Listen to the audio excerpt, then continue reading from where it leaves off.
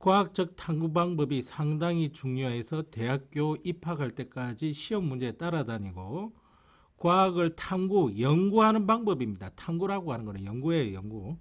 연구하는 방법이 두 가지가 있는데 하나는 연역적 방법, 또 하나는 귀납적 방법.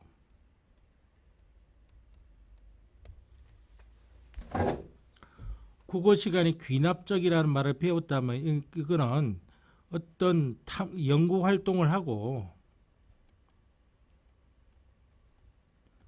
자료를 모았더니 결론에 도달하게 되더라. 그래서 결론이 맨 뒤에 나와요. 앞부분에는 그냥 궁금해서 연구하는 그거예요. 근데 연역적 방법은 가설을 설정해요. 가설이라는 걸 설정을 해놓고 연구 활동을 해요. 탐구 활동을 해요. 그래서 자료가 나오면 그거 가지고 결론을 내는 거예요. 이 결론하고 가설하고 비교를 하는 거예요. 비교를 했더니 초록색이 없으신 분들은 뭐 마음 내키는 색깔 쓰시면 됩니다. 빨간색만 제외하고. 비교를 했더니 가설이 옳은 경우도 있고요. 잠깐만요.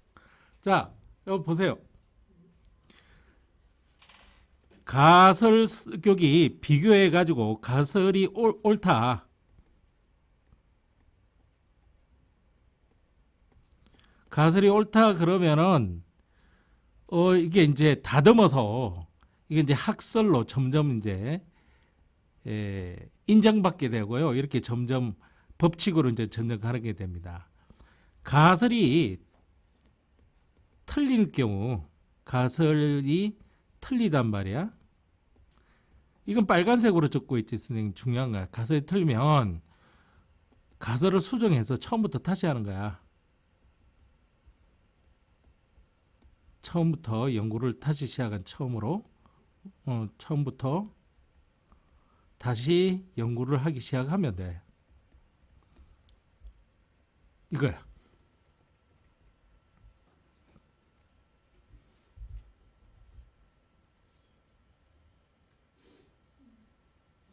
선생님 가설이라고 한 건 뭡니까? 이거는 빨갛겠다. 이게 잠정적인 결론이다.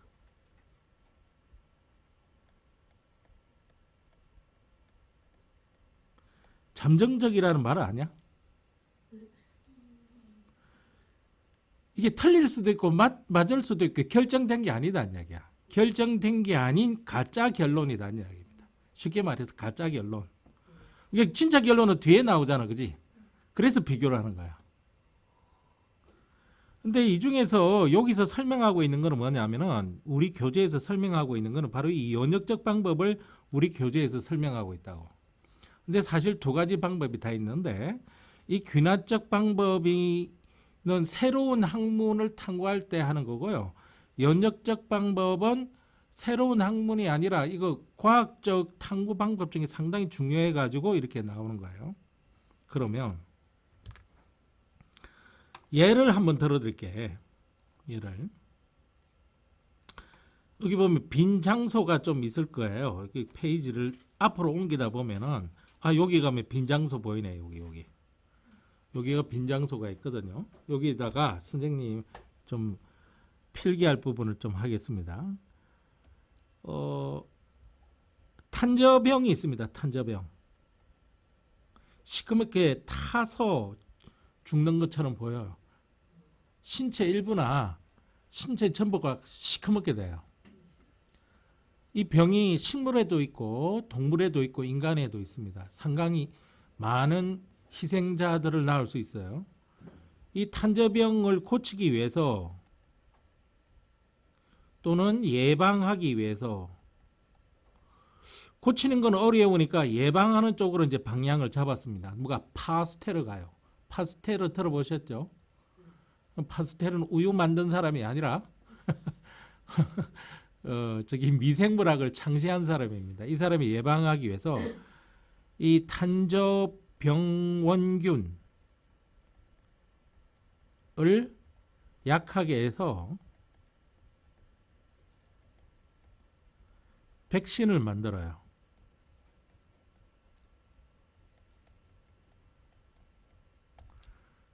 옛날에는 백신이란 말이 처음부터는 없었고요. 탄저병원균을 약하게 해서 그냥 주사를 하는 겁니다. 이렇게 하면 예방될 것이다.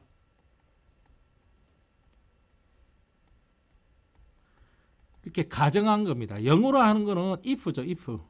뭐 그럴 것이다. 가설을 세웠어요. 요게 가설입니다, 이제. 가설을 세워가지고 어떻게 하냐면은 양 25마리를 준비를 합니다. 양 25마리를 준비를 해서 이 백신을 마칩니다. 그리고 난 뒤 3주가 지납니다. 그리고 이제 탄저 병원균을 주사를 합니다. 그랬더니 모두 살았습니다. 자, 이 실험은 과학적 실험이 아닙니다. 선생님 잠깐만요. 양 25마리에 백신 주사하고 난 뒤에 충분히 얘 양에게 면역 시스템이 생기게끔 기다렸다가 3주 탄저 병원균을 주사했는데 모두 살았잖아요. 예. 근데 비과학적이라고? 이거 인정을 못 받아요. 왜 그러냐면 지금부터 하는 거 잘 들으세요. 이 실험 집단 말고 또 양 25마리를 준비를 합니다. 여기는 백신 주사 없이 3주 동안 둡니다. 그리고 탄저병 병원균을 주사를 하고요. 그랬더니 모두 죽었다. 이 실험이 여기 뭔가 적어야 돼요. 여기 뭔가 적어야 되니까 이 실험 집단이 두 개의 집단이 있어야 돼요. 그래야 인정받습니다. 즉 다시 말해서 이 실험 집단과 이 실험 집단의 차이점은 요것뿐입니다. 이게 차이점입니다. 이 차이점 때문에 실험 결과가 다르게 나온 겁니다.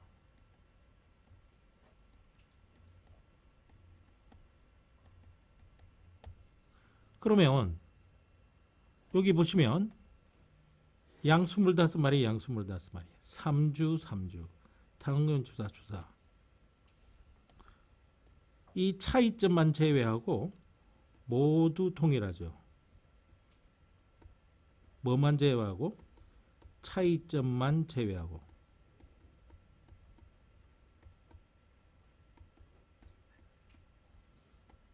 이해가 됩니까?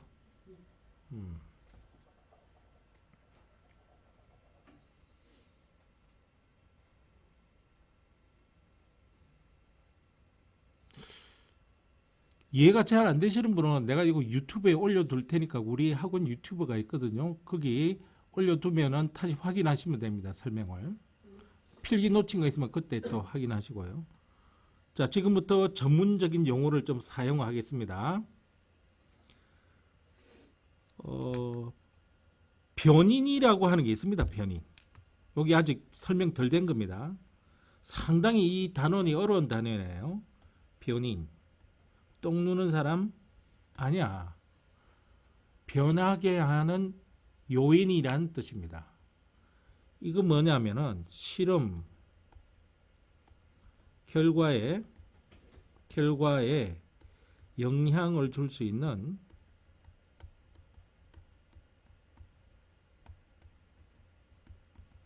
요인들입니다. 원인들이죠. 원인. 요인이라고 하는 중요한 원인이란 뜻이거든요. 원인.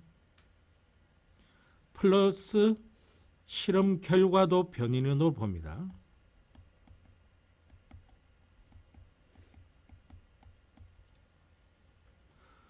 그래서 이 실험 결과도 변인으로 보는데 이 대학교 입학 시험에서는 이 실험 결과도 변인이냐 물어봐요. 근데 여러분들은 중학생이니까 실험 결과도 변인인데 이 변인을 종속 변인이라 그럽니다.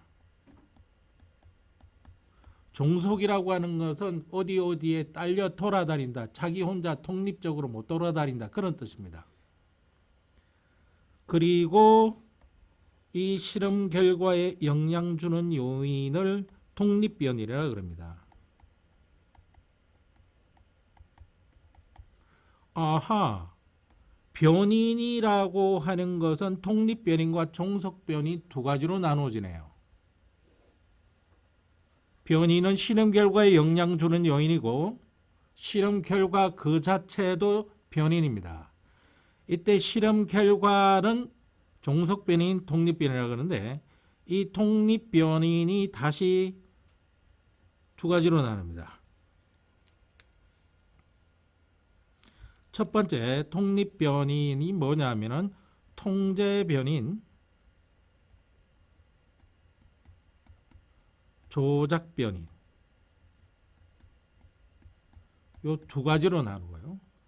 자, 그러면은 뭐가 조작변인과 통제변인가 말로 설명해야 못 알아듣습니다. 그래서 선생님이 요걸로 할게요.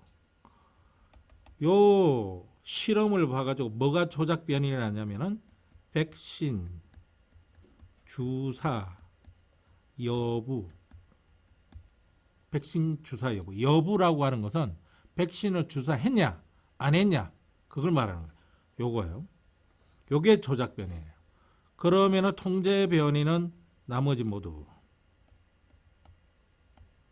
즉 양 25마리 그 다음에 3주 탄저 병원균 주사 여기 하나 더 추가할게요. 3주 뒤에 여기도 3주 뒤에 여기 두 번째에 나타나는 3주 요거 전부 통제변입니다. 무슨 말이냐면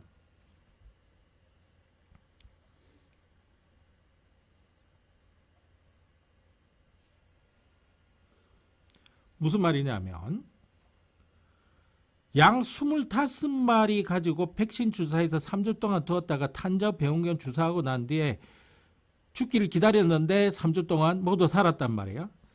그런데 요 양 25마리가 아니라 양 한 마리 가지고 한 거야. 양 한 마리, 요쪽을 양 한 마리 가지고 했다고 칠게. 요쪽을 25마리가 아니라. 그리고 백신을 주사 안 했고 3주 동안 줬고 탄저 병원을 주사를 했는데 원래 건강한 놈이한테 늙어서 죽어버렸을 수도 있을 거 아니야. 그러니까 양 한 마리 가지고 하면 안 돼. 여기가 25마리면 여기도 25마리 해야 돼. 그리고 나이도 여기 쌩쌩한 젊은 양을 사용했는데 이거는 올드 오늘 내일 하는 그런 죽기 일보 직전에 양 25마리 가지고 했는데 얘는 병균 때문에 죽는 게 아니라 늙어서 죽었다 이렇게 할 수도 있다고. 따라서 0이면 여기도 0, 여기면 올드면 올드 다 통제시켜야 돼. 이렇게 하면 안 돼.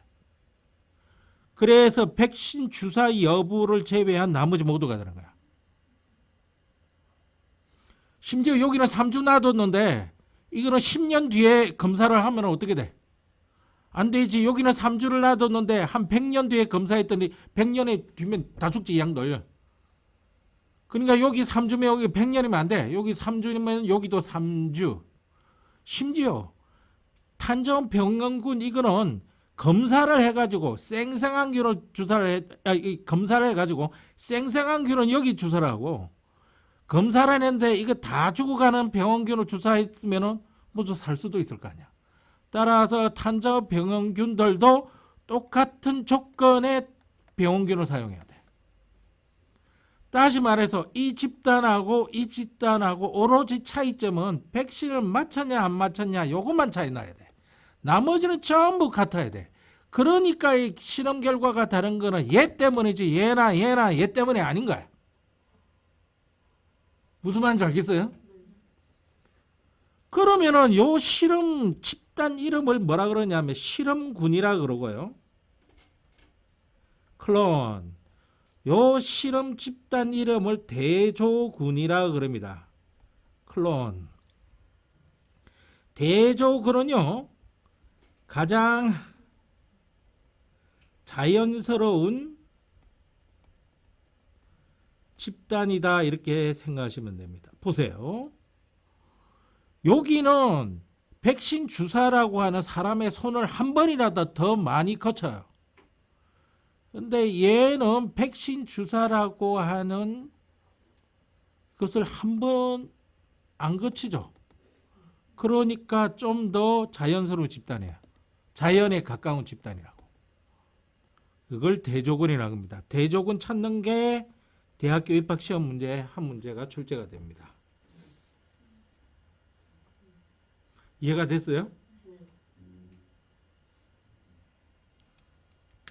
그럼 이 단원 공부가 끝난 거예요. 자, 이제 확인하러 들어갑시다.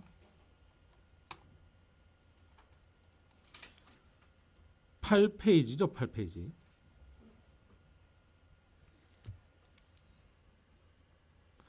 자, 여기서 문제 인식.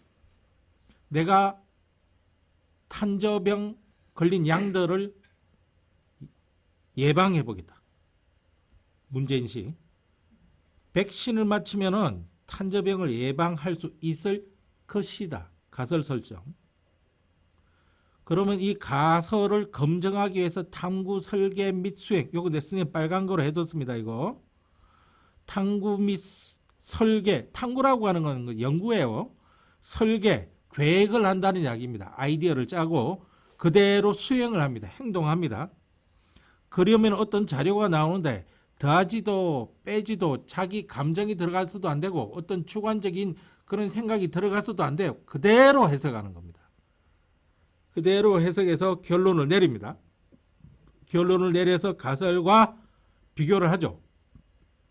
결론과 맞지 않는 경우, 결과가 가설과 일치하지 않는 경우 빨갛게. 그러면 어떻게 하면 돼?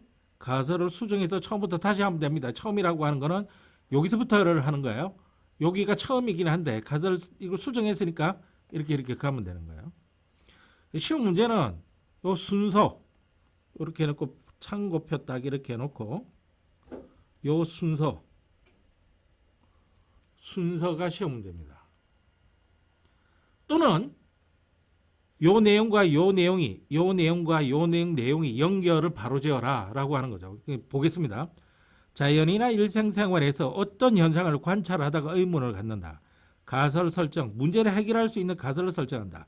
가설이라고 하는 거는 빨간 거 잠정적인 결론이다. 이미 설명했죠. 틀릴 수도 있고 옳을 수도 있고 판단을 아직 못하는 결론이다.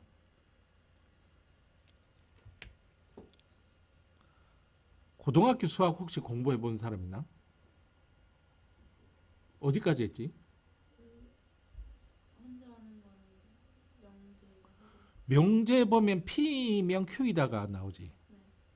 P면 Q이다. 그게 잠정적인 결론이야. 이제 검사를 해야 되지. 이게 P면 Q이다가 나오면은 P이면 Q이다 이렇게 해서 했더니 이제 참이잖아. 그럼 화살표 하나가 더 들어가지. 거짓이면 쫙 표시해 주면 되는 거야. 그러니까 그게 결론이 나기 전까지는 잠정적인 결론이야. 이거는 뭐 이해하기 쉬우라고 한 거고요. 그 다음에 탐구 설계입니다. 여기 보면은 실험에 필요한 준비물, 실험 과정, 탐구 기간, 탐구 장소까지 여기 보면 같게 할 조건, 다르게 할 조건. 같게 할 조건이 뭐였죠? 통제 변인. 다르게 할 조건이 뭐였지? 조작 변인. 을 어떻게 한다? 정한다.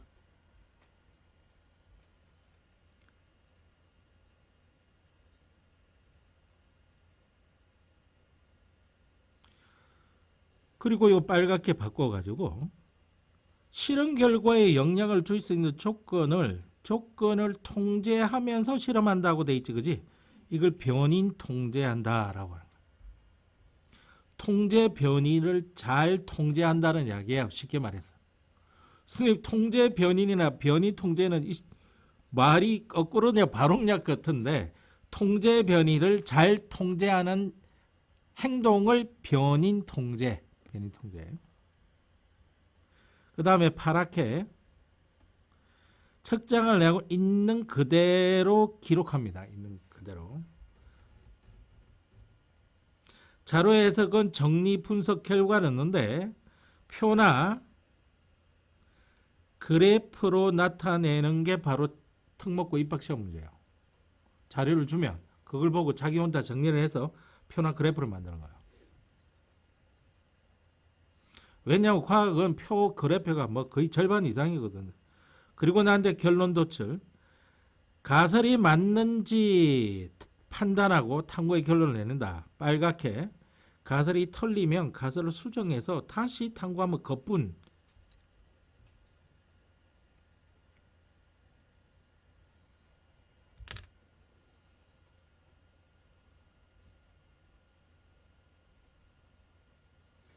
됐죠?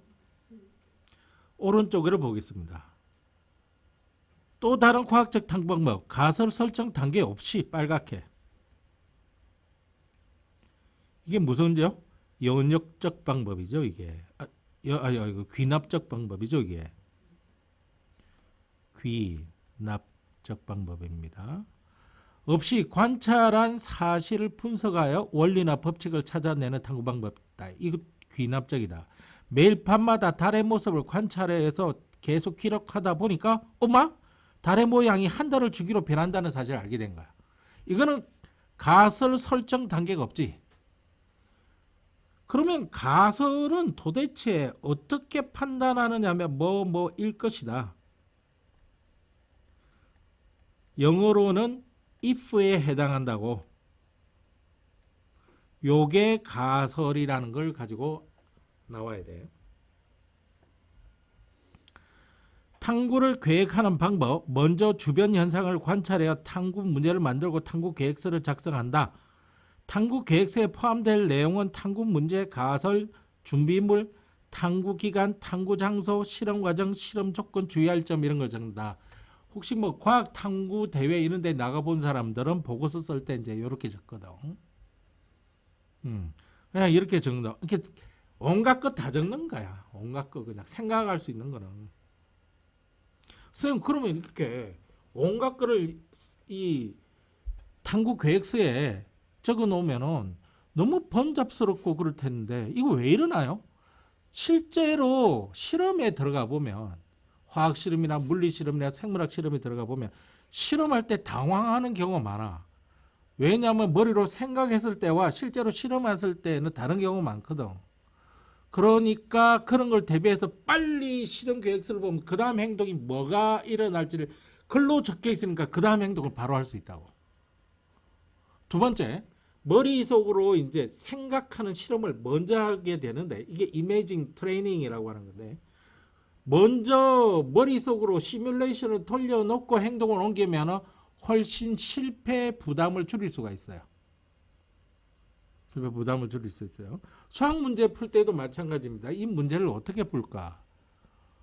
인수분해를 해서 풀어서 두 개의 방정식을 연립해서 판별식을 사용할까?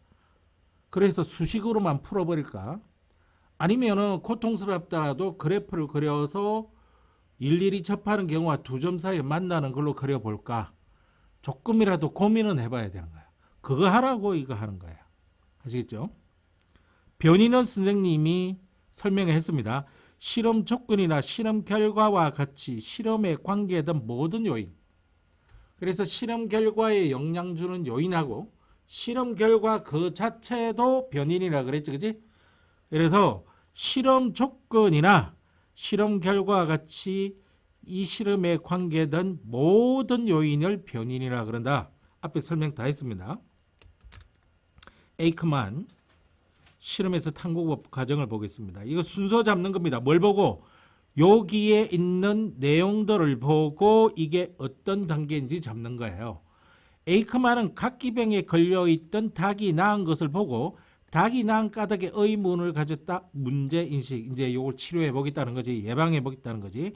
닭의 모이가 백미에서 현미로 바뀐 것을 알게 되어 현미에 각기병을 낫게 하는 물질이 있을 것이라 뭘 것이다. 이게 가설이죠. if에 해당되는 거죠. if.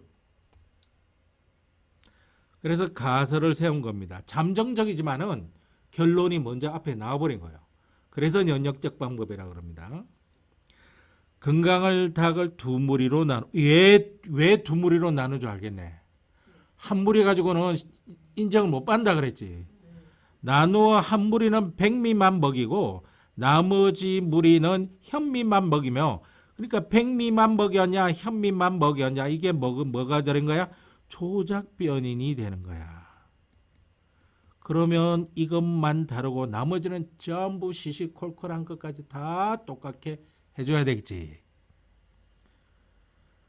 그 결과 백미만 먹은 닭은 각기병에 걸렸지만 현미만 먹은 닭은 건강했다. 그래서 현미가 좋다고 그런 건가? 각기병에 걸린 닭에게 현미를 주었더니 더 건강해졌다. 이거는 추가 실험.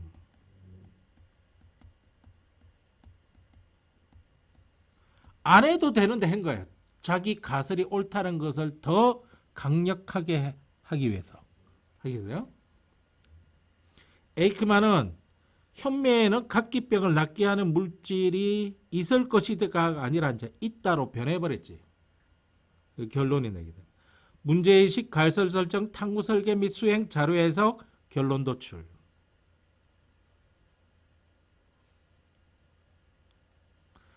자, 파스텔에 의한 탄저병 백신 효과는 선생님이 앞에 그림 그리면서 다 했습니다. 그지? 다르게 할 조건, 조작변인이제, 탄저병 백신 접종 여부, 이걸 제외한 나머지는 전부 갖게 해야 됩니다. 설명됐죠? 자, 문제풀로 들어갑니다. 이거는 여러분들 몇 개 보시고요. 다음은 과학적 탐구 과정을 나타낸 건데 순서, 문제의식, 그 다음에 가설 설정이죠. 가설증 선생님이 풀어준 건 필기해도 됩니다. 탐구 설계 및 수행, 자료 해석, 그 다음에 결론 도출.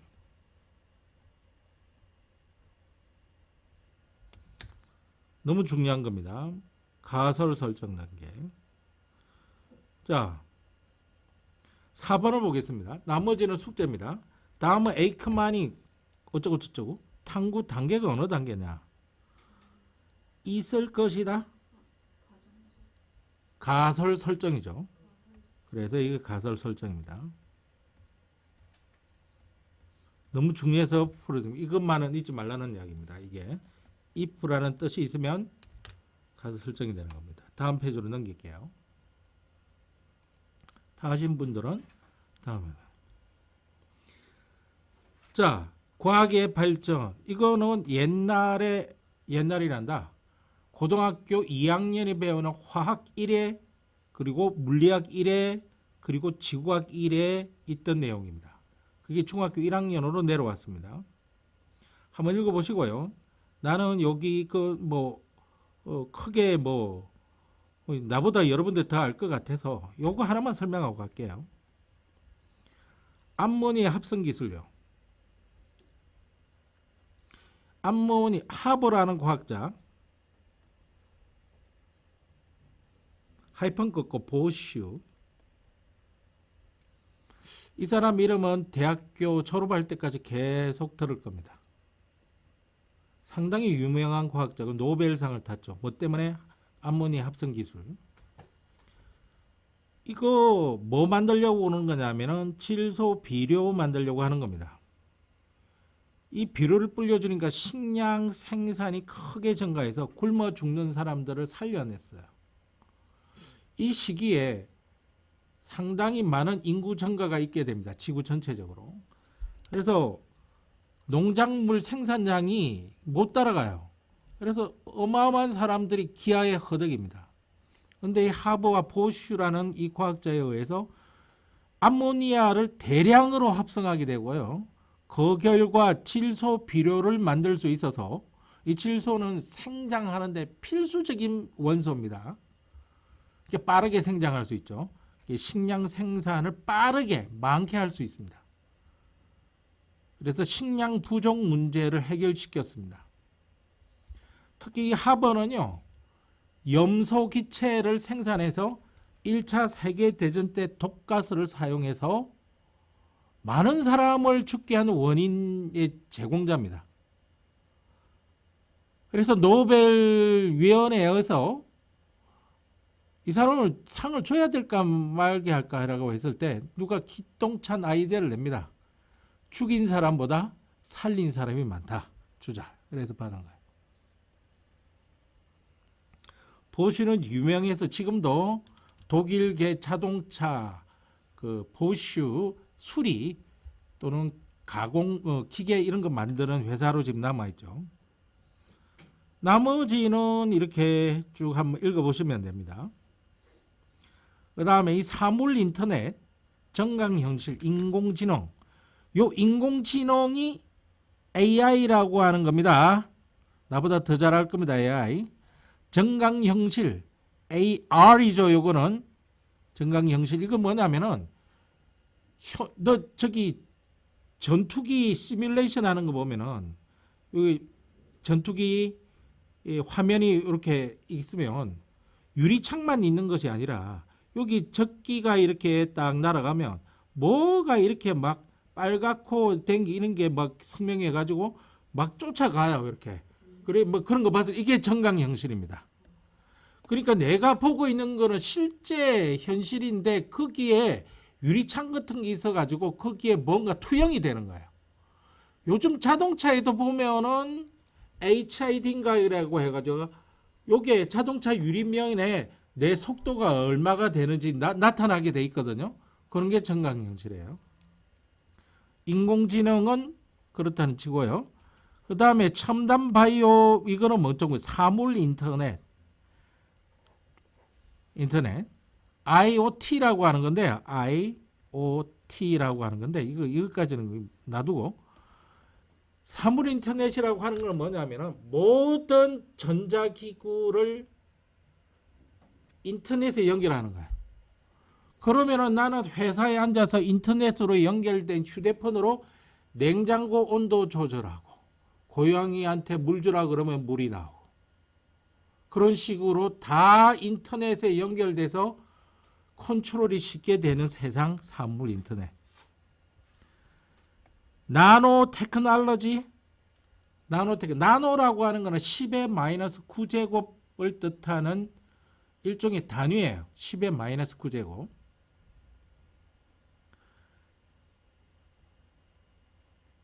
졸라 작은 세상 말하는 거예요. 아시겠어요? 원자, 분자 단위로 들어가야 돼요. 그러면요. 원래 우리 눈에 보이던 성질이 나노 세계로 들어가면은 성질이 바뀝니다. 그래서 아주 특이한 특성들이 나타나요. 예를 들자면 언입자를 말하는 겁니다. 언입자 같은 경우 언이 있으면요. 언 덩어리가 있잖아요. 언 Ag가 언이거든요. Ag가 언이에요.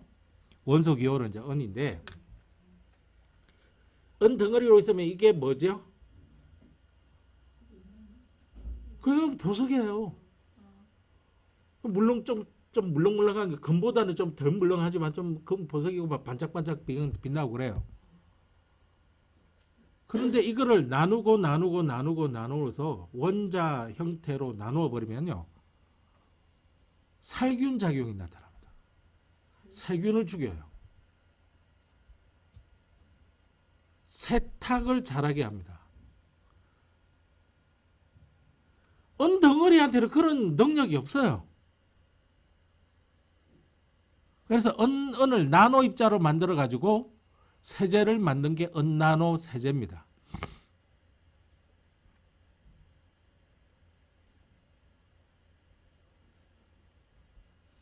약간 몸에 안 좋은 특성도 나타나기도 합니다. 이런 것들을 새로운 기술에 응용하고자 하는 것이 나노 기술이에요. 알겠습니다. 자, 양자 컴퓨터.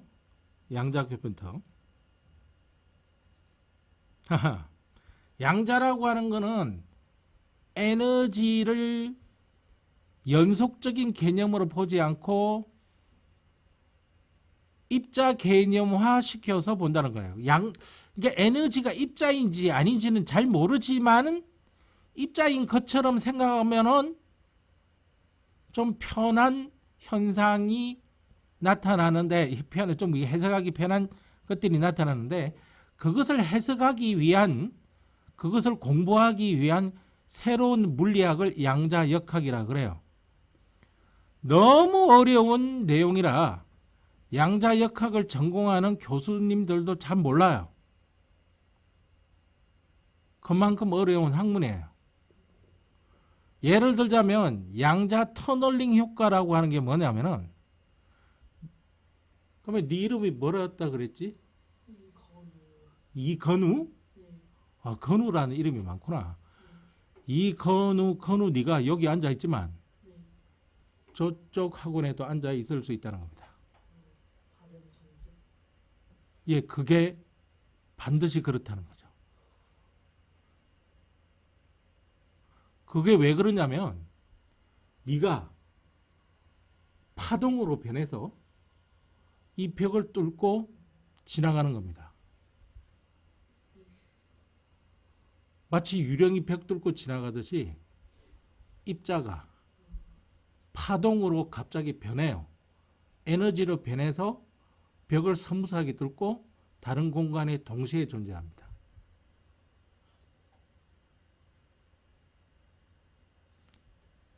무슨 이야기인지 모르겠지만은, 스님 이게 과학입니까? 마술이죠? 아닙니다. 이게 양자역학은 주로 어디서 나타나느냐면 바로 나노 세계에서 나타납니다. 나노 세계에서 나타나는데, 이번 2025년 노벨 물리학상을 받은 세 사람의 과학자가 모두 이 양자 터널링 효과를 거시 세계에서도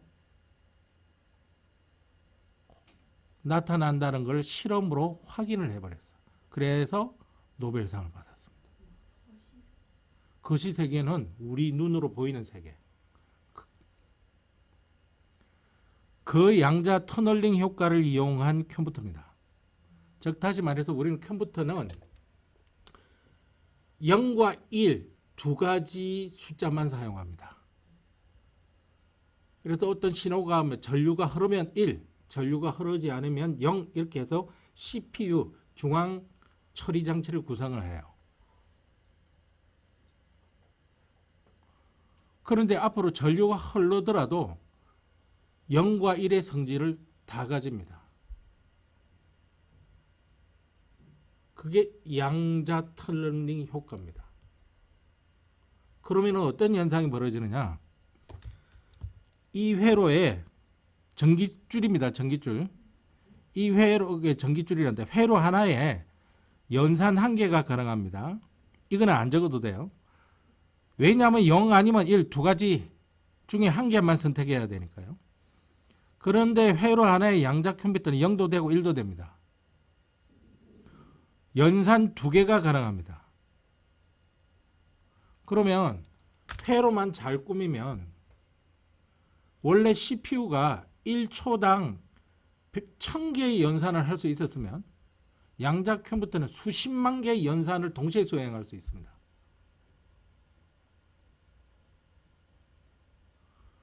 소수가 뭔지 아냐? 뭐지? 어? 이런 소수가 아니지?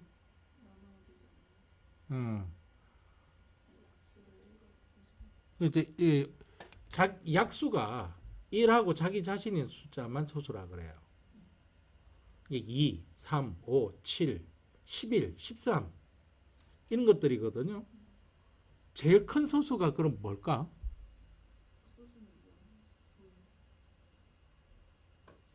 자연수가 끝이 없으니까 그 제일 큰 소수를 찾기 너무 힘들겠지. 그렇지만 그 인간이 알아낼 수 있는 최고의 소수를 알아내면 나머지 그 밑으로 소수는 다 알고 있다는 이야기지. 왜 이런 이야기를 하냐면은 소수 가지고 암호 만들기 때문에 그래요. 딱 그 숫자 하나뿐이니까 1부터 100까지 소수는 딱 걔네들 뿐이거든요. 근데 1부터 1000까지 소수라고 하면은 그럼 1000에 제일 가까운 소수를 누군가를 계산해내야 될 거 아니야. 1부터 10만까지 소수 중에 제일 큰 소수만 가지고 암호를 꾸민다면 누구 그 10만 밑에 있는 소수를 알아야만 될 거 아니까. 근데 100만, 1000만, 1억, 20억 이렇게 하면은 가장 큰 소수를 알아내야만 암호가 안 뚫려요. 근데 양자 컴퓨터는요, 매일마다 새로운 소수를 찾아낼 수 있어요. 제일 큰 거. 그러면은 그걸로 암호를 만들어 놓으면은 이 지구상에 그 암호를 뚫을 수 있는 건 아무것도 없어요. 만일 양자 컴퓨터가 현실화돼 가지고 생산이 되면 엄청난 에너지가 필요할 거라서 뭐 국가에 한 2개 정도만 있을 것 같은데 그렇게 해서 가장 큰 소수를 찾아내면 나머지 국가의 암호는 모두 다 뚫리는 겁니다. 다 일거수 일수족 전부 다 알아내고요.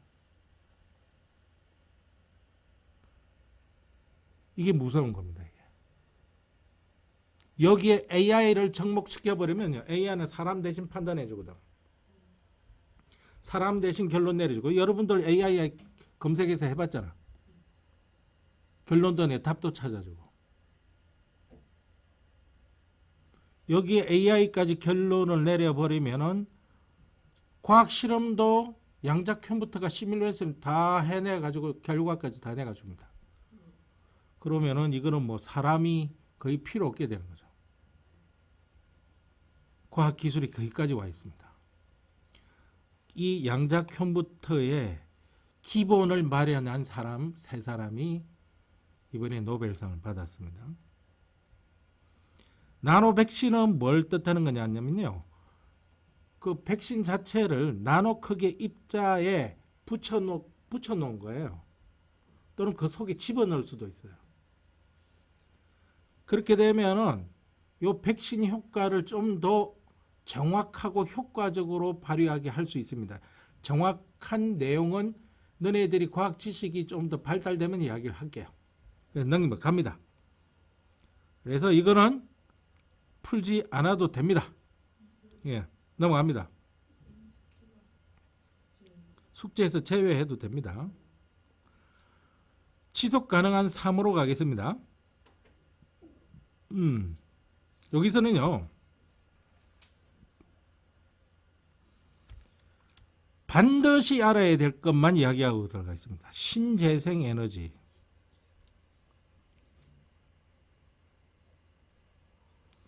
이게 햇빛, 바람, 물, 지열, 수소 연료 전지 같은 지속 가능한 에너지원을 개발하는 게 신재생 에너지 개발이라고 그래요. 요거는요. 고등학교 모의고사에 출제되고 있습니다.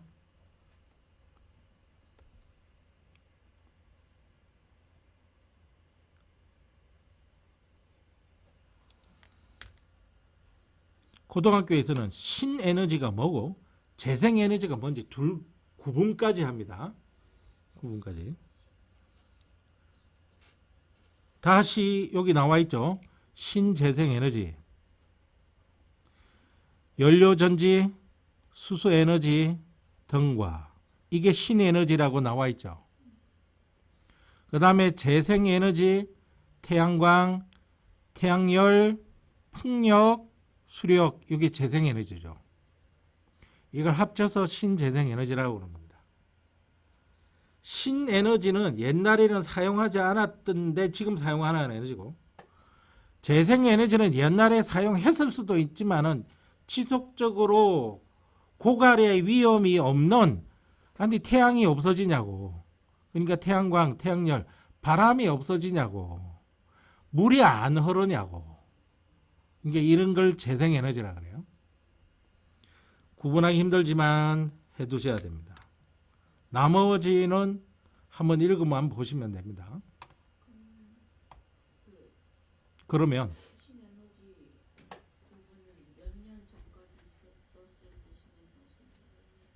옛날에는 안 됐고 지금 현대에 들어와서 쓰는 거. 다시 말해서 연료전지 같은 거.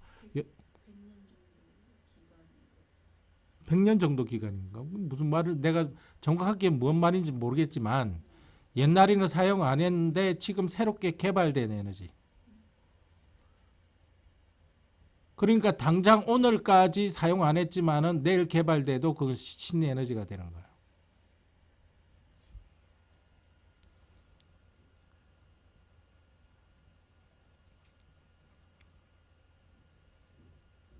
그래서 이것도 한번 풀어보시는데 이거는 그냥 넘기겠습니다. 그래서 요거는 숙제를 해오시되 안타깝게도 숙제를 해오시되 여기까지만 하시면 되죠. 여기 뭐라 그러나 이게 14페이지까지인가? 14페이지까지만 하고 여기는 안 하셔도 됩니다. 놔두셔도 되고요. 왜냐면 안 가르쳐 줬기 때문에. 그 다음에 서술형 문제 있잖아. 16번 숙제, 17번 숙제, 그 다음에 실력 탄탄은 1번, 2번, 3번 숙제, 4번 안 하셔도 됩니다. 그다음 단원 평가 문제, 안 해야 되는 해야 될 문제를 불러드릴게요. 1번, 2번, 3번, 4번, 5번, 6번, 7번, 10번, 9번 해야 되는 문제입니다. 그렇게 문제를 풀어 오시면 됩니다. 오케이? 나머지는 안 가르쳐 줘서 못할 겁니다. 해봐도 됩니다. 예. 생물의 구성과 다양성 들어가겠습니다. 물론 들어가기 전에 어떻게 해야 돼? 쉬어야지. 쉬겠습니다. 자, 생물의 구성. 생물이 뭘로 이루어져 있냐? 뭐 여러 가지로 이루어져 있지. 근데 세포 이야기가 왜 나오냐면은 생물, 우리 물체, 물질 이걸 나누면 분자, 분자를 또 나누면 원자. 원자는 물질을 이루는 기본 단위야.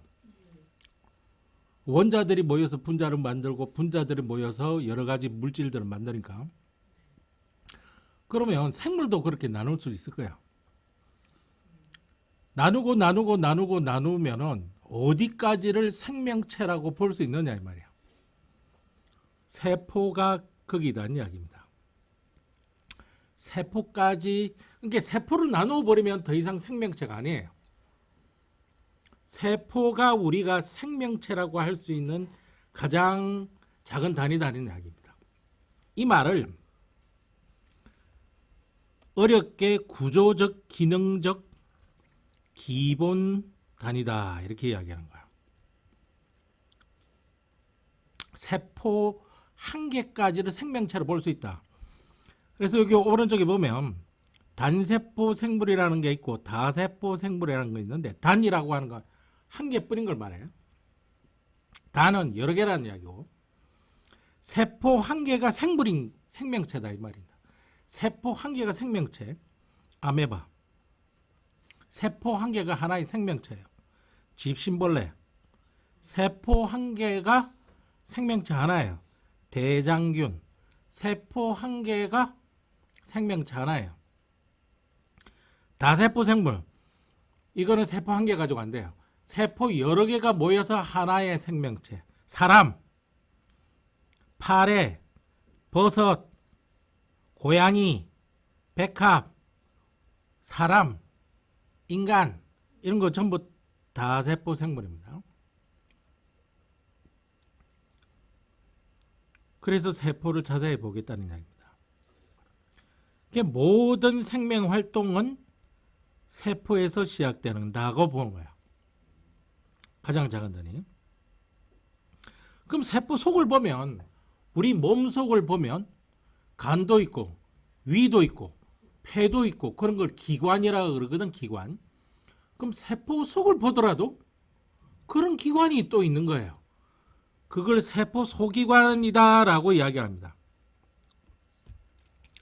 여기 나와 있는 게 여기 있는 거예요.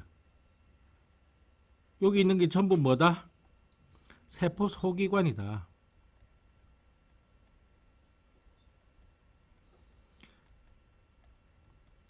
세포벽은 아니다, 기다 여러 가지 말은 많지만 일단 여기 세포 속에 들어있는 작은 기관이다. 그런데 여기 보면은 특히 핵세포질 세포막은 미토콘드리아까지 공통으로 있는 구조예요. 어떤 세포든 다 있는 거예요. 그러나 세포벽하고 옆록체는요. 식물 세포에만 있어요. 지금 비교 대상은 세균과 같은 거를 비교는 안 할 거고 식물과 동물 중에서 보는 겁니다. 자, 핵은 도대체 누구냐? 계란에서 노른자 역할을 하는 놈이에요. 노란색은 아니지만 보라색으로 되어 있지만 대부분 둥근 모양이고 여기에 유전 물질이 저장되고요.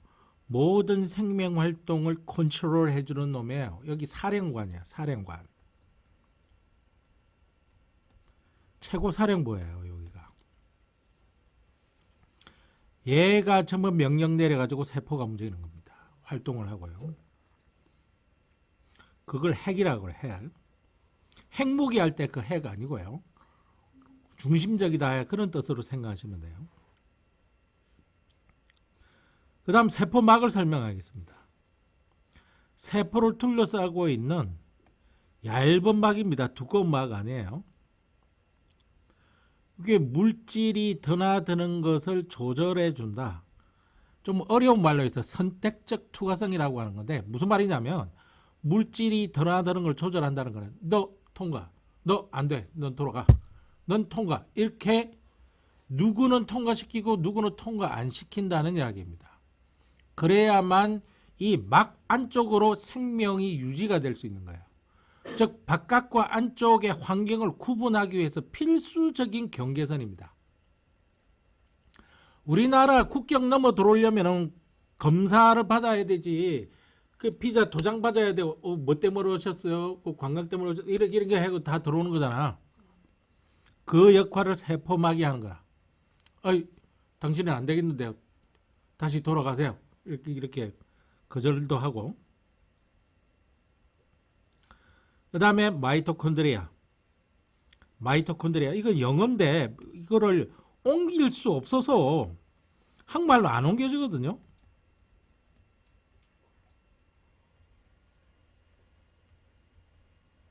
마이토콘드리아. 얘가 그러니까 우리 밥 안 먹고 살 수 있나? 세포도 뭔가 밥 먹고 힘을 낼 수 있는 에너지를 생성해야 되는 장치가 바로 여기입니다.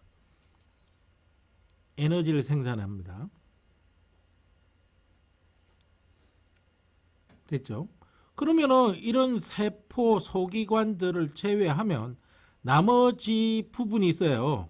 나머지 부분 이걸 바탕질이라고 그러는데 요거 핵과 세포막 사이를 채우는 뭐 액체 성분들을 말해요. 여기 보면은 세포질을 다른 말로 바탕질이라고 그러거든요. 바탕화면이라 그러지. 여러분들 컴퓨터 바탕화면 띄워놓는 거 거기에 해당되는 게 세포질이에요. 사이토플라즘이라고 합니다. 이거는. 그러니까 여기 노란색으로 칠해진 바탕에 칠해 놓은 거 있지. 여기 세포질. 여기는 약간 초록색으로 연두색 비슷하게 칠해 놓은 거 요거 세포질. 그러니까 한 개, 두 개, 세 개, 네 개는 동물 세포든 식물 세포든 핵, 세포질, 세포막, 미토콘드리아는 다 있는 거야. 단지 뭐만 없는 거야? 동물에는 세포벽하고 엽록체가 없다고.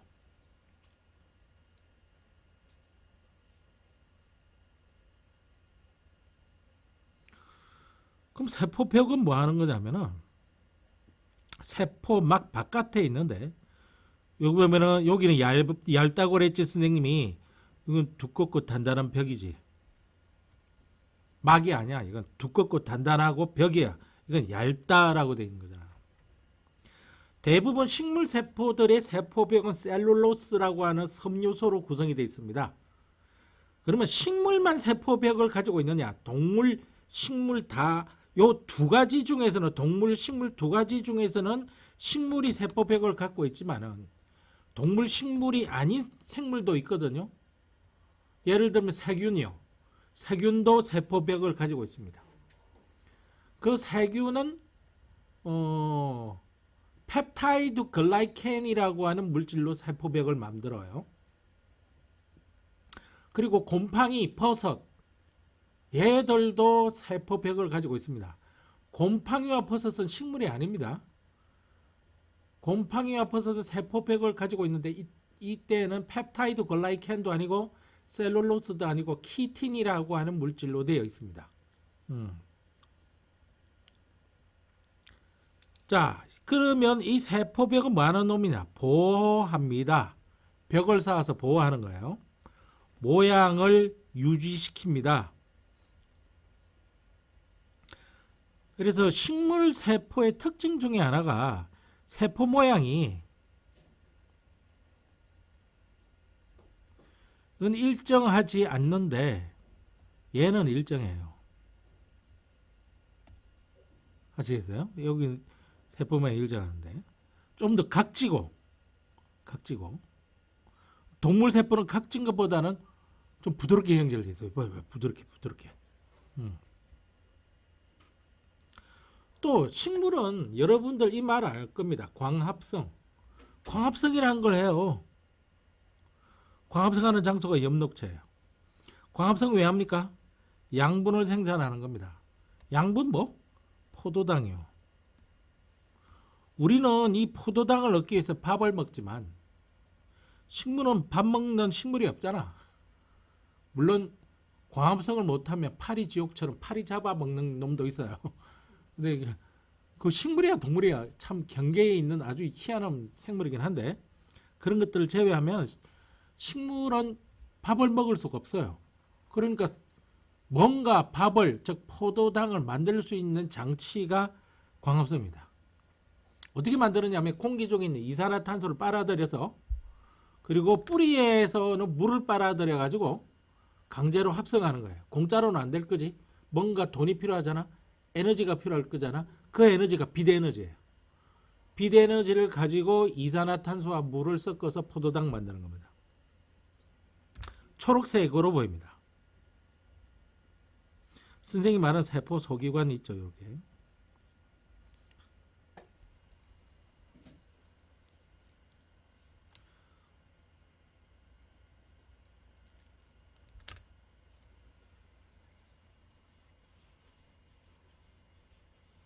선생님 이거 좀 외워야겠는데요. 그렇죠. 이거 외워야 됩니다. 세포 종류에 따른 세포의 특징. 이거 뭐 모양 보셔야 돼요. 여기 핵은 이렇게 생겼고요. 마이토콘드리아 모양 어떻게 생긴지 보세요. 마이토콘드리아는요. 너 라바라고 하는 애니메이션 아냐? 네. 그거 그래서 생겼습니다. 나는 라바는 아니고 핫도그에 케찹 발라놓은 것처럼 보입니다. 나는. 모든 것이 먹는 걸로 연결되기 때문에 이렇게 생겼습니다. 확대해 보면 마이토콘드리아. 엽록체는 어떻게 생기냐면요. 엽록체 초록색으로 이제 그러는데 뭐 시험 칠 때는 그걸로 안 주니까 엽록체는요 요보다 조금 더 커요. 크기는 안에 원반 디스크들이 여러 개 겹쳐져 있습니다. 요 한 개 한 개의 원반을 틸라코이드라고 그리고 틸라코이드라고 그리고 이런 틸라코이드가 여러 개 겹쳐져 있는 구조를 라멜라 구조라고 그래요. 그 다음에 여기 바탕에 있는 바탕지를 스트로마라고 그러고요. 그거는 고등학교 가서 하시면 되고요. 하여튼 이렇게 디스크가 있습니다. 이거 어떻게 보면은 태양빛을 받기 위한 원반이라고 보시면 돼요. 이렇게 생긴 모양 보셔야 됩니다. 선생님, 선생님 이거 가운데 이 뭡니까? 이걸 액포라 그럽니다. 바쿨이라 그러는데 영어로는 액포, 포대기, 액체가 찾아 있는 포대기. 요 속에 물 들어 있고요. 물에 녹을 수 있는 것은 종류에 관계없이 다 녹여서 요 속에 보관합니다. 저장, 보강 이런 기능을 하고 있고요. 노폐물 보관도 여기서 합니다. 예? 예, 콩팥하고는 좀 다릅니다. 식물은 갖다 버리는 게 좀 적어요. 사용할 수 있는 것이나 사용할 수 없는 것이나 일단 모아 놓으려고 그래요. 여기 이제 액포예요. 정확하게는 중심 액포입니다. 왜 그랬냐면 옛날에는 이걸 다 액포라고 그랬어요. 액포. 그런데 하나하나 기능이 밝혀져서 이름이 남게 됐지. 그러면 얘는 핵과 같이 중앙에서 발견되거든요. 이게 중앙이라는 뜻은 중심이라는 뜻을 가지고 있기 때문에 중심 액포라고 하는 말로 지금 되어 있습니다.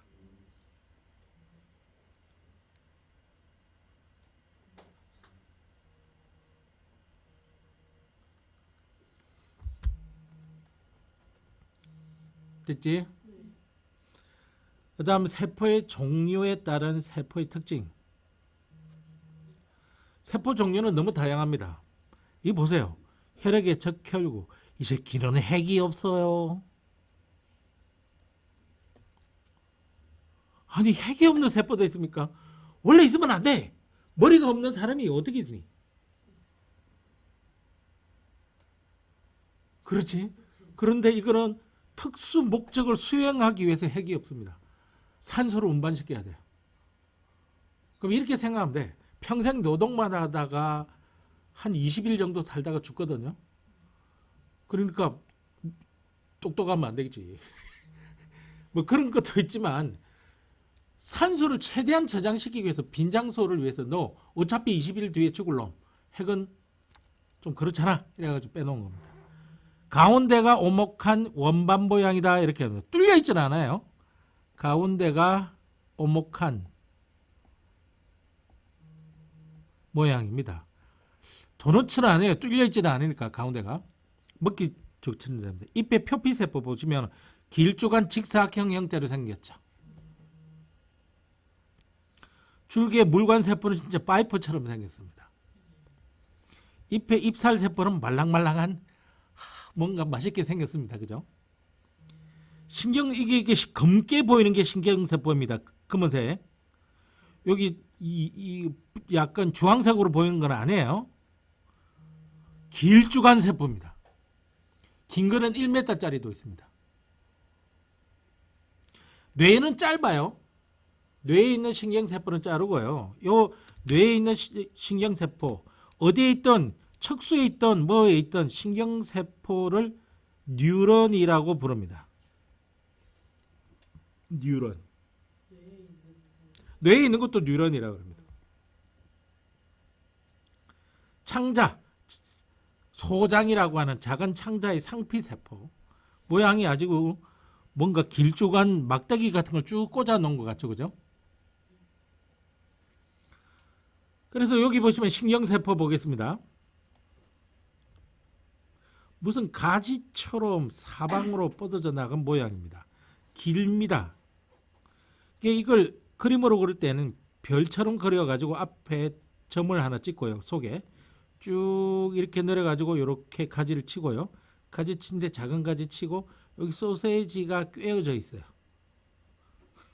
그리고 여기서 또 가지 나오고 여기서 또 가지 나오고 여기서 가지 나오고 여기까지 나오고 여기에 바로 뉴런이라고 하는 신경세포입니다. 사진 전자현미경 사진이 이거고요. 신호를 받아가지고 어떤 신호? 전기 신호입니다. 여러분 몸속에 전기줄이 있는 거예요. 전기줄.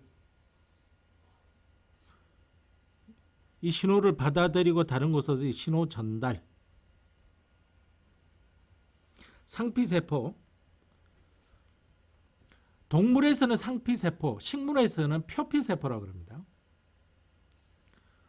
넓고 얇게 퍼진 모양입니다. 보호해 줍니다. 기능이 보호상피, 샘상피, 흡수상피, 감각상피 이렇게 있습니다. 자세한 거는 중학교 2학년 때 할 수 있을 겁니다. 적혈구.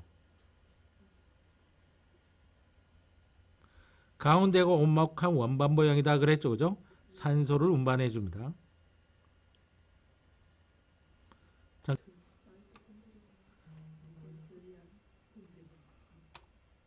옛날에는 미토콘드리아라고 했습니다. 근데 교과서가 바뀌어가지고 마이토콘드리아. 원래 마이토콘드리아로 발음을 합니다. 그럼 여러분들 이거 잠깐 보시면은 이 문제는 여러분들이 풀어보세요. 요 전부 여기 B가 뭐냐 하면은 B가 여기 딱딱하죠. 각져 있죠. 그래서 식물세포예요. 부드럽죠. 동물세포예요. 그리고 뭔가 두껍게 그려져 있는 이 A가 바로 세포벽입니다. 그 세포벽에 얇은 거 하나 더 위에 붙어져 있죠. 이게 세포막이고요. 이걸 좀 크게 해야겠죠. 그래야 눈에 잘 보겠죠.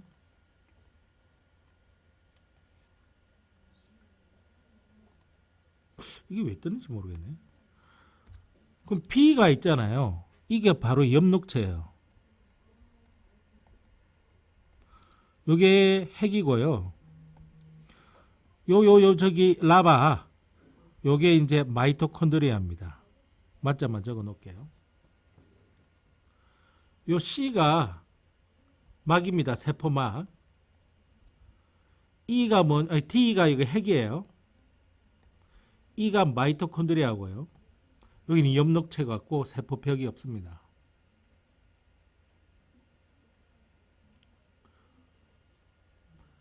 막은요. 세포막은 출입, 들락날락거리는 걸 조절을 하는 겁니다. 누구? 물질. 출입 조절. 핵은 사령관이라 그러죠. 사령관. 그리고 여기에 유전 물질이 저장되어 있습니다. 유전 물질 또는 유전 정보가 리스토어 보관되어 있습니다. 마이토콘드리아는 에너지 생산입니다. ATP라는 물질을 만들어서 에너지를 그 속에다 넣어놔요. 엽록체는요, 양분을 생산하는 겁니다. 양분. by 뭐 가지고? 광합성 가지고.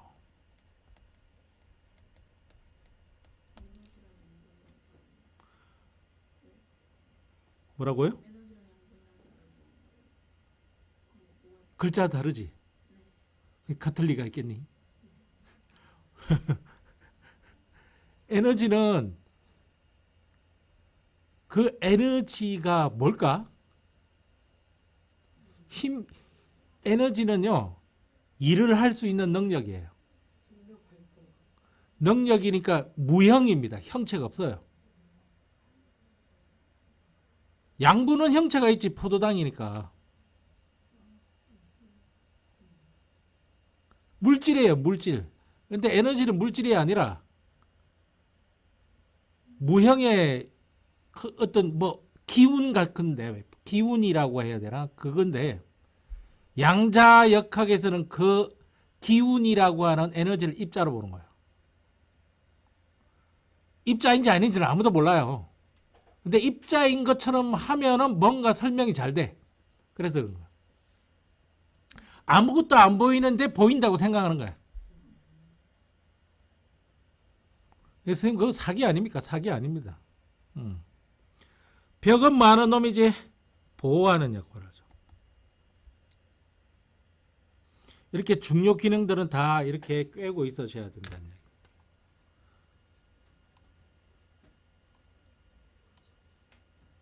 나머지는 풀어보세요. 숙제입니다. 그 다음에 이거는 신경세포예요. 신경세포. 신경세포는 길고 뉴런 이건 납작하고 이거는 상피세포, 적혈구 이미 다 여기 있죠. 그죠? 그 다음에 다음 페이지. 야 이제 어려운 거 들어갔습니다.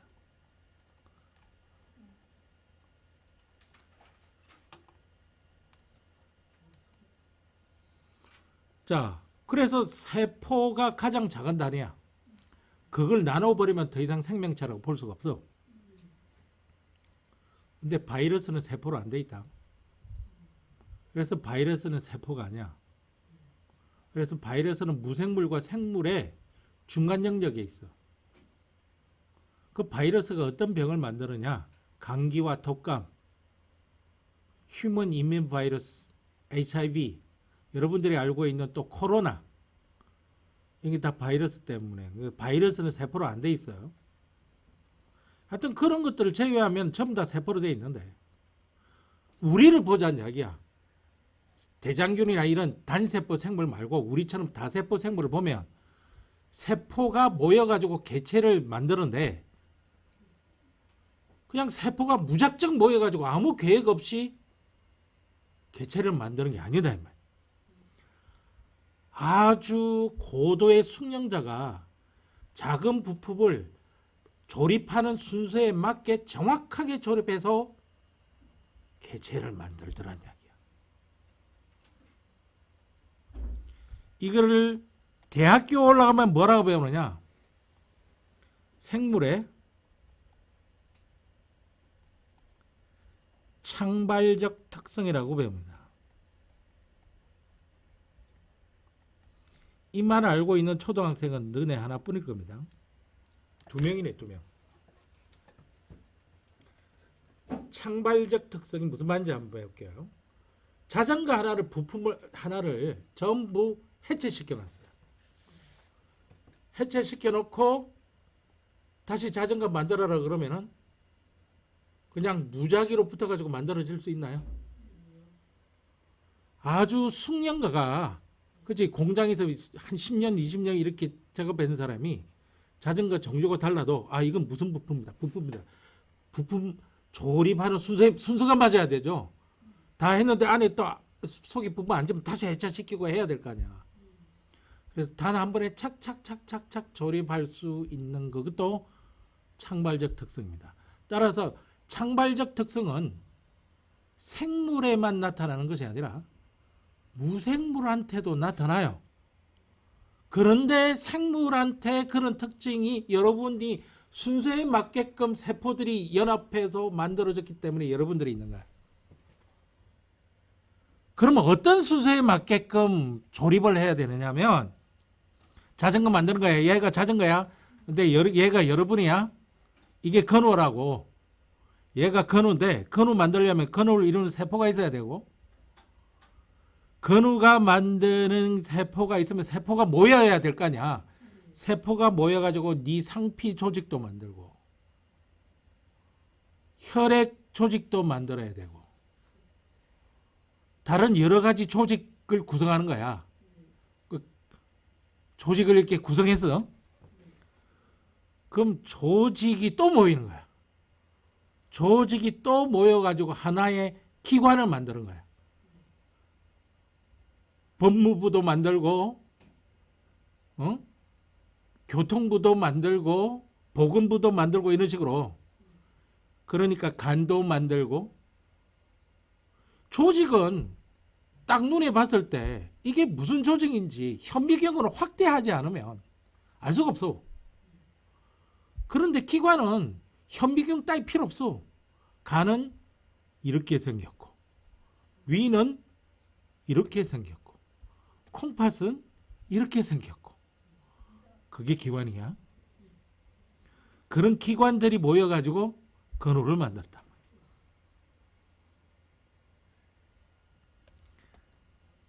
그래서 이 순서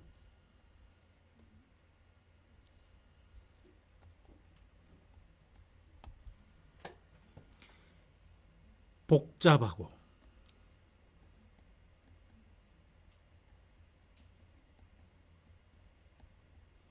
체계적으로 유기적으로, 유기적이라는 게 뭐 말이냐면 서로 연결되어 있다 이 말입니다.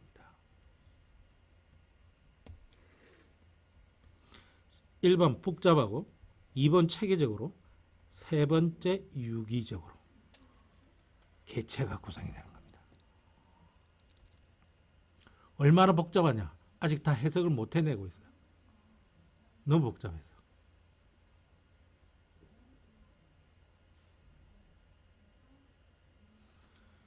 그런데 약간 이상하게 이거 조직 이게 공부 잘해야 돼. 특목고에서는 반드시 그 입학 시험 문제에서 출제를 합니다.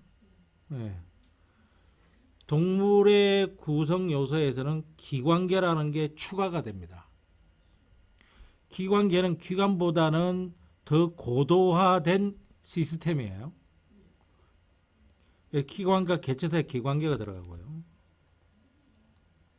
식물은 기관계가 없습니다. 대신에 조직계가 있습니다. 조직계는 조직보다 더 고도화된 시스템을 말해요.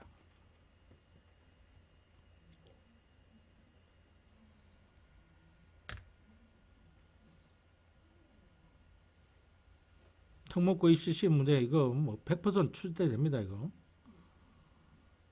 자 그러면은 동물부터 문제 보겠습니다. 이게 세포 한 개입니다. 세포의 모양은 여러 가지다. 근육세포 보면 길조각이 늘어놓은 고구마 같아요. 이건 마치 우유 식빵을 길게 늘어놓은 것 같고요. 안에 건포도가 박혀 있는 것 같습니다. 밤이 있어도 맛있는데 이런 세포들이 모여가지고요. 근육 조직이나 상피 조직이나 이런 조직들을 만듭니다. 그러면은 이런 조직을 구성하는 세포들은 크기와 모양이 같습니다. 그잖아요. 크기와 모양이 거의 비슷해요. 크기가 모양이 거의 비슷해요. 이런 조직이 모여서 눈에 띄는 기관을 만듭니다. 그 기관에 해당되는 게 뭐가 있느냐? 위, 소장, 대장, 항문. 항문이 뭔지 알지? 똥꼬. 그 다음에 이자, 썰개, 이런 거. 직장.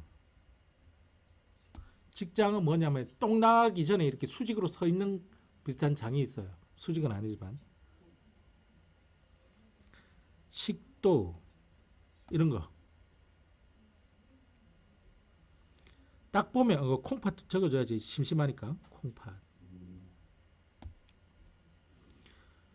그런데 기관계라고 하는 게 있는데 기관계 여기 이제 소화계, 호흡계, 순환계, 배설계, 생식계,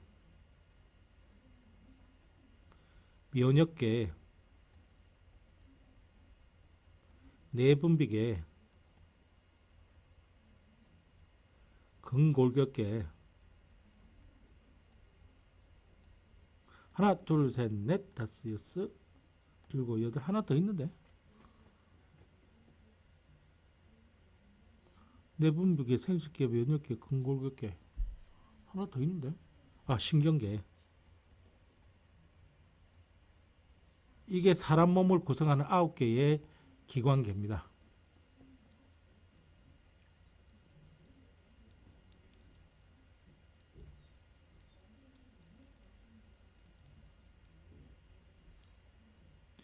기관들이 모여 있는 거예요. 소화계는 소화라고 하는 큰 목적을 수행하기 위해서 야 기관들 모여 이래가지고 소화라는 목적을 수행하고요. 호흡계, 순환계, 배설계. 소화계, 호흡계, 순환계, 배설계는 중학교에서 다루고요. 생식계는 과학에서 거의 다루지 않고 가정기술 이쪽으로 넘겨놓고요. 면역계 고등학교 내분비계 중학교 3학년 때 나왔다가 고등학교 때 자세하게 나오고요. 근골격계 이것 이제 고등학교, 신경계 중학교에서 약간 다루고 고등학교에서 자세히 다루고 그렇게 되어 있습니다. 개체, 생명체 한 개를 말합니다. 사람, 고양이, 선생님 집의 고양이. 개체, 소화계, 호흡계 등 여러 기관계들이 모여 동물 개체를 이룹니다. 그래서 기관계가 식물에서는 볼 수가 없는 거예요.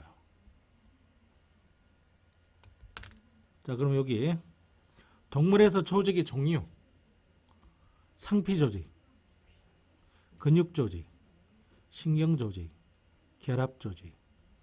특히 결합조직 잘 보세요. 결합이라고 하는 것은 연결, 지탱 역할이 있습니다. 제일 학생들이 공부하는 것부터 공부해야 돼요. 결합조직, 연결, 지탱 역할을 합니다. 그럼 여기 속하는 게 뭐가 있느냐? 혈액이 결합조직에 들어갑니다. 혈액은 여기저기 돌아다니면서 연결시켜주거든. 뼈조직, 이 결합조직이 들어갑니다. 지탱해주거든요. 연골조직, 뼈와 뼈를 연결해 놓고 있잖아요. 그 다음에 지방조직. 여기 독창적 아주 이상하게 여길 수 있습니다. 지방조직. 이 뭐에 속한다고? 결합조직. 결합조직을 잘해둬야 고득점을 받습니다. 나머지는 상피조직. 표면이나 소화관 등의 내면을 덮고 있는 조직. 기능이 있는데 기능. 상피조직은 다시 기능에 따라 분류합니다. 기능에 따라. 소분류하면은 다시 분류하면은 보호상피 보호기능이죠. 피부를 말하는 거예요. 샘상피 뭔가 액체가 샘처럼 솟구쳐 올라요. 흡수상피 흡수하는 상태예요. 감각상피 외부 환경을 감지해냅니다. 예를 들자면 보호상피 피부 조직, 샘상피 눈물샘,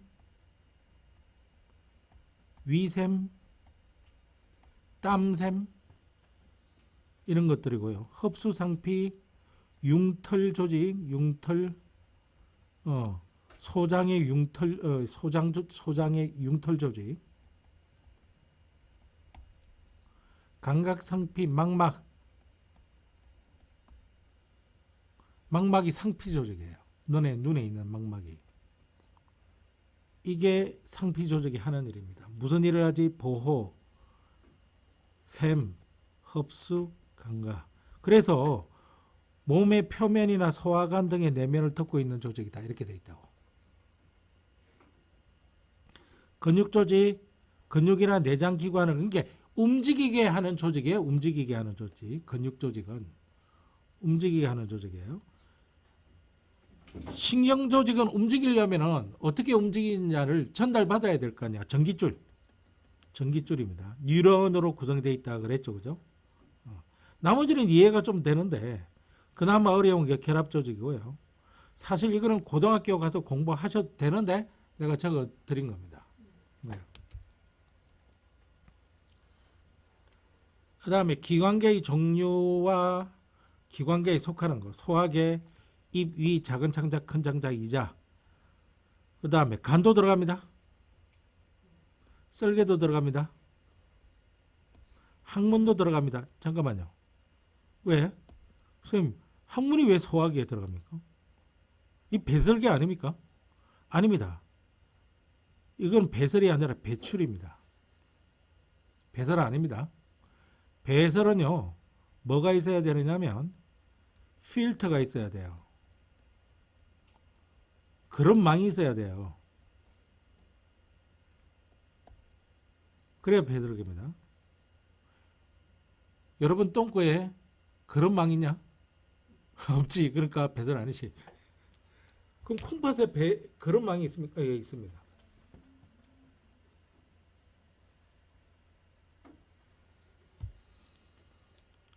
호흡기, 코, 기관. 이 기관이 이 기관 아니에요. 요거하고 요거 서로 다른 기관입니다.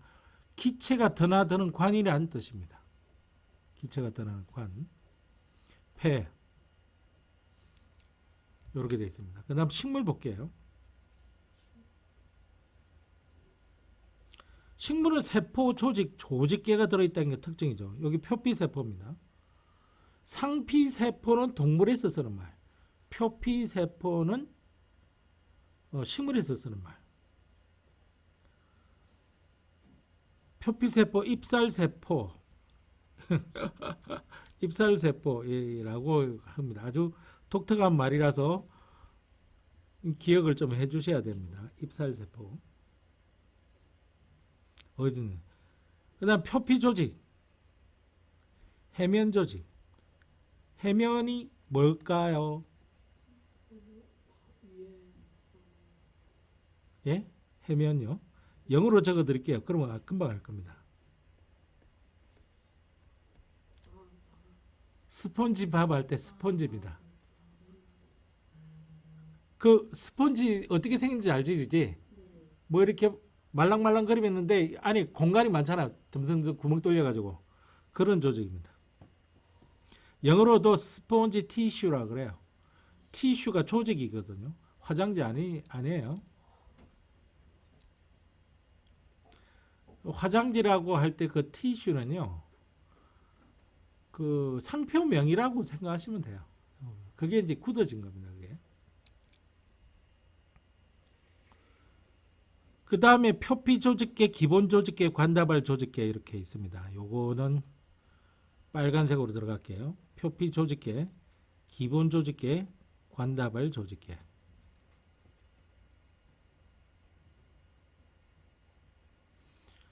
기관이라는 말이 붙어야 눈으로 확인할 수 있습니다. 아니면은 현미경 봐야 기관보다 큰 거는 현미경 없이 확인하고요.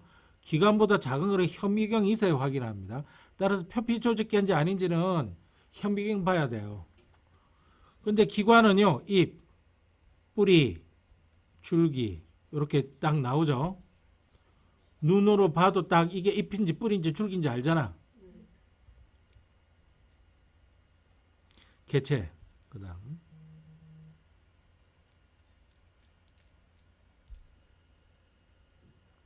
그럼 표피 조직계는 표피 조직이 모여서 만들어진 겁니다. 선생님 잠깐만요. 동물은요. 동물은요. 근육 조직, 상피 조직 이런 것들이 모여 가지고 하나의 기관을 구성하는데 얘네들은 조직이 모여서도 하나의 기관을 구성 못해요.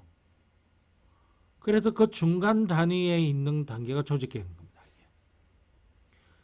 그러니까 표피 조직이 모여가지고 서로 다른 표피 조직이 모여서 표피 조직계를 구성합니다. 그러니까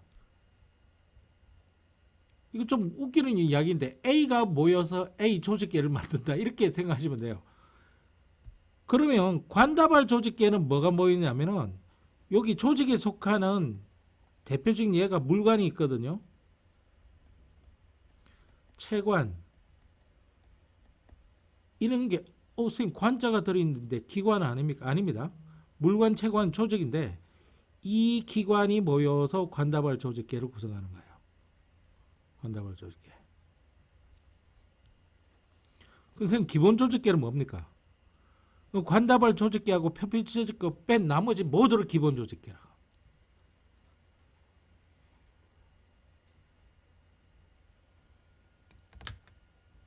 오른쪽 보겠습니다.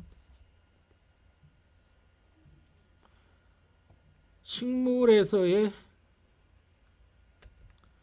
조직의 종류.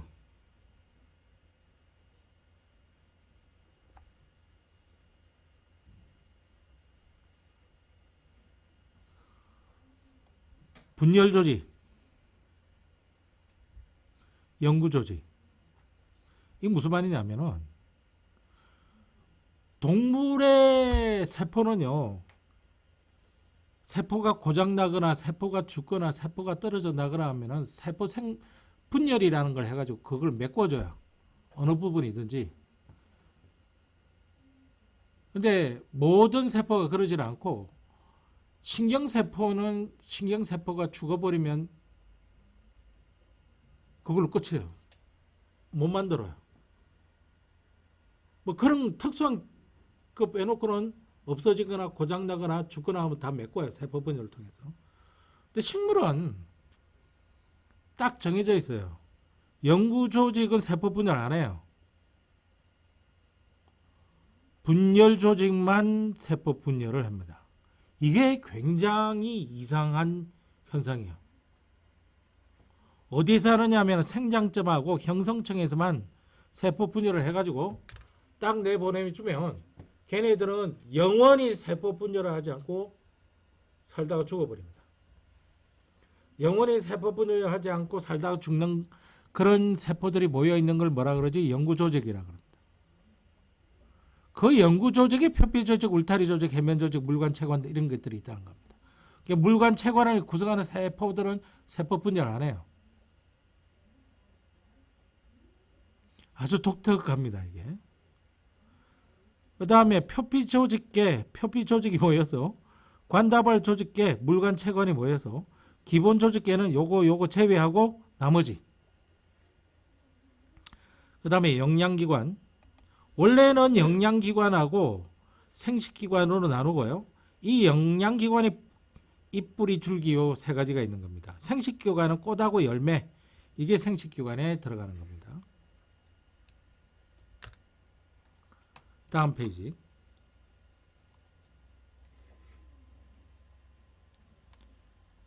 자, 이게 시험 문제 안 나온다.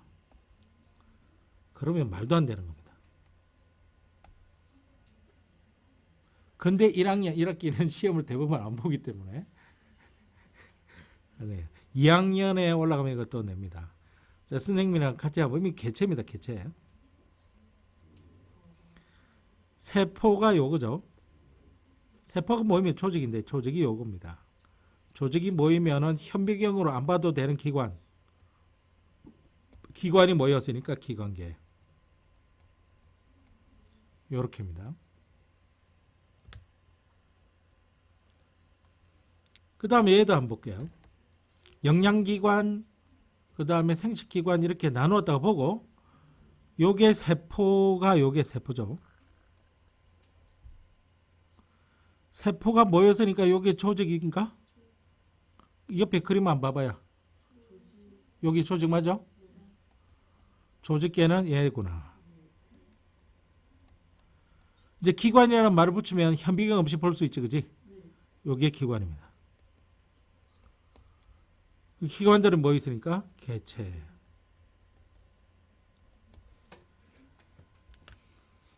이러면은 뭐 거의 끝났습니다. 다음 페이지를 보시면요. 자, 세포 관찰하는 것까지 하는데 오늘 다 이거 못할 것 같습니다. 다음 시간에 이거 또 할 텐데 잎에 있는 상피세포죠. 주의할 점만 설명드릴게요. 여기 상피세포로 관찰하는 거고요. 여기에 뭘 이야기하냐면 덮개 유리를 비스듬히 기울여서 천천히 덮어야 기포가 생기지 않습니다. 기포가 생기면 빛의 굴절이 일어나고요. 그래서 상이 흐트러져요. 잘 안 보여. 그 다음에 여기 메틸렌 블루라고 하는 용액을 떨어뜨려서 염색합니다. 근데 여기는 검정 말이잖아요. 요 식물처럼 보여도 식물 아닙니다. 얘. 식물이 아니라 조류입니다. 조류. 조류는 날아다니는 새가 아니라 날아다니는 새는 아바인이라 그러고요. 이 새는 LG입니다. LG. 라틴어인데 분류하는 거거든요. 조류 독감을 인플루엔자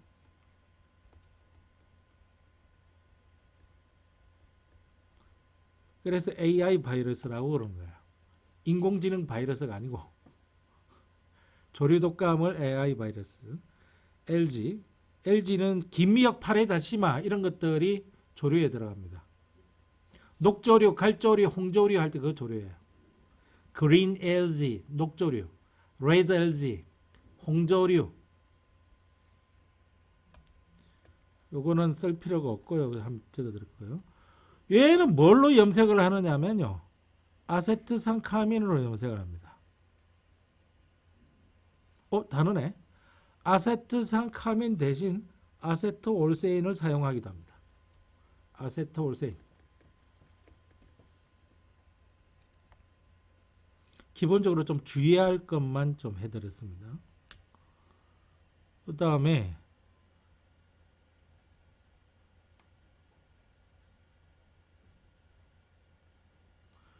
여기 진하게 염색이 된 게 핵입니다. 이 염색약을 뿌리면 주로 핵이 염색이 됩니다.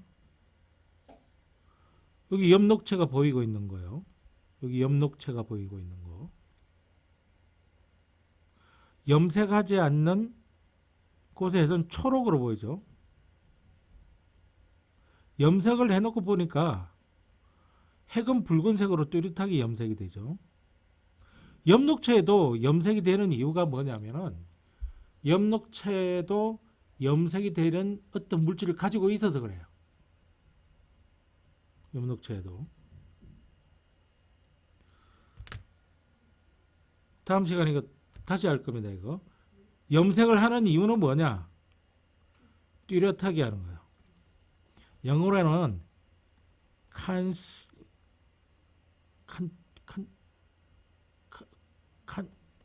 컨트라스트를 높이기 위해서 그런 겁니다. 뚜렷하다는 말은 이 말인 거예요. 컨트라스트를 높인다는 것은 뭐냐면 구분을 확 해버리겠다는 겁니다. 그러니까 예를 들어서 요렇게 두고 요렇게 되면은 구분은 하겠지만은 긴가민가해요. 근데 이렇게 하고 이렇게 두면 구분이 확 가죠. 이렇게 하겠더라. 그거 하려고 염색하는 거예요. 요걸 대비라고 그러는 건 대비 효과라 그러거든요. 대비 효과. 이걸 영어로 컨트라스트라고 해요.